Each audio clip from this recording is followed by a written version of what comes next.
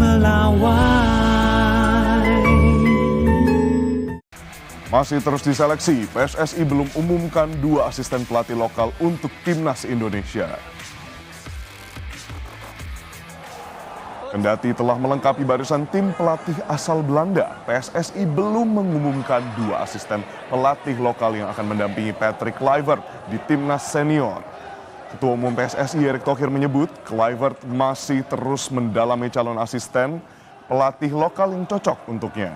Rencananya dalam waktu dekat, Kluivert akan mengumpulkan 8 kandidat pelatih lokal untuk berlatih bersama.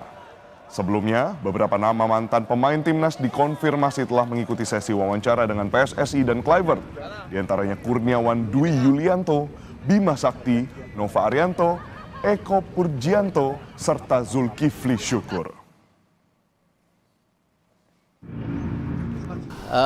Dari Coach Patrick, semua dengan asistennya siap mentraining 8 ini, ya, bukan masuk ke tim ya, mentraining supaya mereka bisa menyampai filosofi dan standarnya mereka.